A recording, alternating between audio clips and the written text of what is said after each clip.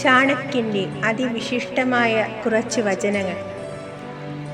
വിഡ്ഢികളോട് വാദവിവാദങ്ങളിൽ ഏർപ്പെടാതിരിക്കുക, അത് നിങ്ങളുടെ സമയം നഷ്ടപ്പെടുത്തും.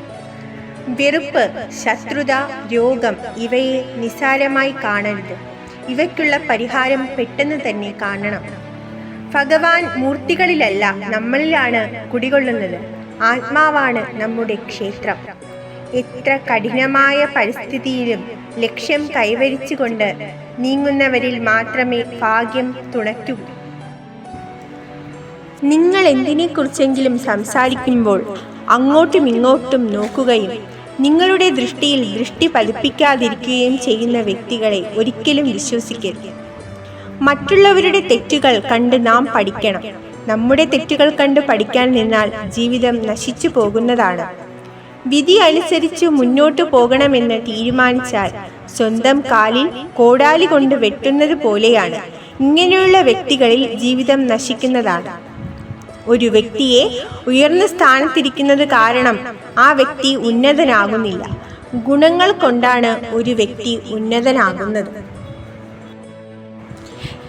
നിങ്ങൾക്ക് ഒരല്പം വിലതരാത്ത സ്ഥലങ്ങളും നിങ്ങളെ കേൾക്കാൻ തയ്യാറാവാത്ത സ്ഥലങ്ങളും അതുപോലെ വിദ്യയെ, അതായത് അറിവിനെ അപമാനിക്കുന്ന സ്ഥലങ്ങളിലും ഒരു കാരണവശാലും അധിക സമയം നിൽക്കാൻ പാടുള്ളതല്ല. ഒരു സുഗന്ധവൃക്ഷം കാരണം കാട് മുഴുവൻ സുഗന്ധം പരക്കുന്നത് പോലെ ഒരു സൽപുത്രൻ ഒരു കുടുംബത്തിൻ്റെ ശ്രേയസ് ഉയർത്തുന്നു. ഗ്രന്ഥങ്ങളോ പുരാണങ്ങളോ പഠിച്ചതുകൊണ്ട് മാത്രം ഒരു വ്യക്തി ബുദ്ധിമാനാകുന്നില്ല. ആ ജ്ഞാനത്തെ സ്വന്തം ജീവിതത്തിൽ പ്രായോഗികമാക്കുന്നവനാണ് ബുദ്ധിമാൻ. ദുഷ്ടന്മാരിൽ നിന്നും മുള്ളുകളിൽ നിന്നും രക്ഷപ്പെടാൻ 2 ഉപായമാണുള്ളത്. ഒന്നുകിൽ പാദരക്ഷ കൊണ്ട് ചവിട്ടി മെതിക്കുക, അല്ലെങ്കിൽ അകലം പാലിക്കുക. കാട്ടുതീ എപ്രകാരമാണോ ചന്ദനത്തടിയെ നശിപ്പിക്കുന്നത്, ഒരു ദുഷ്ടന് അപ്രകാരം ഒരു വ്യക്തിയുടെ ജീവിതം നശിപ്പിക്കാനാകും. വിജയത്തിലേക്കുള്ള വഴി ഒരിക്കലും നേരെയായിരിക്കില്ല. എന്നാൽ വിജയം നേടിയാൽ നിങ്ങളുടെ വഴി എല്ലാം നേരെയാകുന്നതാണ്. അറിവാണ് ഒരു വ്യക്തിയുടെ ഏറ്റവും വലിയ മിത്രം. അറിവ് നേടിയ ഒരു വ്യക്തി എല്ലാ സ്ഥലങ്ങളിലും വിജയത്തിന് പാത്രമാകും.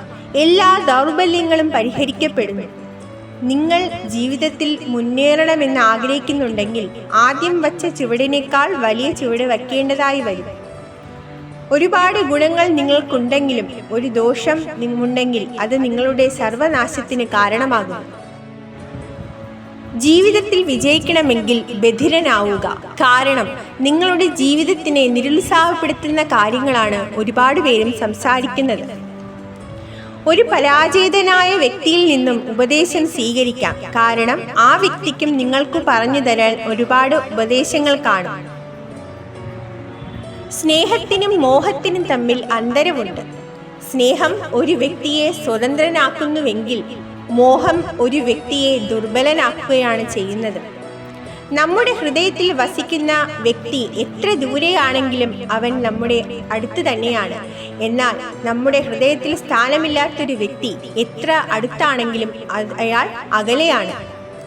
നമ്മൾ നിലം പതിക്കുകയാണെങ്കിൽ പരാജയം സംഭവിക്കുന്നില്ല.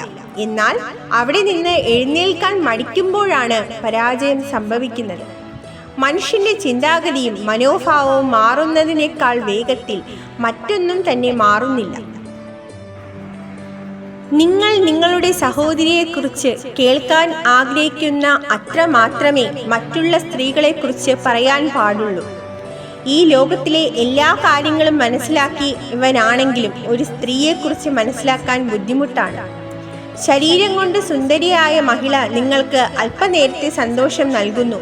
എന്നാൽ ഗുണങ്ങൾ കൊണ്ട് സുന്ദരിയായവൾ നിങ്ങളുടെ ജീവിതം മുഴുക്കെ സന്തോഷകരമാക്കി മാറ്റുന്നു.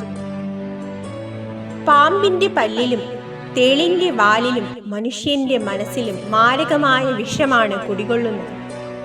സ്വപ്നത്തിനും ലക്ഷ്യത്തിനും തമ്മിൽ വളരെ വലിയ അന്തരമുണ്ട്.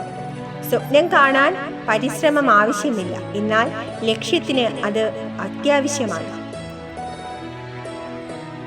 ജീവിതത്തിൻ്റെ 3 മൂലമന്ത്രങ്ങൾ ഇവയാണ്. ജീവിതത്തിൽ സന്തോഷവാനായിരിക്കുമ്പോൾ ആർക്കും വാഗ്ദാനങ്ങൾ നൽകരുത്. കോപിഷ്ഠനായിരിക്കുമ്പോൾ ഉത്തരങ്ങൾ നൽകരുത്. അതുപോലെ ദുഃഖിച്ചിരിക്കുമ്പോൾ തീരുമാനങ്ങൾ എടുക്കരുത്. ബുദ്ധിമാന്മാർ തന്റെ കുറവുകളെ മറ്റുള്ളവരോട് തുറന്നു കാട്ടില്ല. വീട്ടിലെ രഹസ്യങ്ങൾ, ധനസംബന്ധമായ കാര്യങ്ങൾ, മനസ്സിലെ ചിന്തകൾ മനസ്സിൽ തന്നെ സൂക്ഷിക്കുന്നു. നിങ്ങൾ പരിശ്രമിച്ച് പരാജയപ്പെടുകയാണെങ്കിലും പരിശ്രമിക്കാതെ വിജയിച്ചതിനേക്കാൾ നിങ്ങൾ മഹാനാണ്. ഇവയൊക്കെയാണ് ചാണക്യനീതി.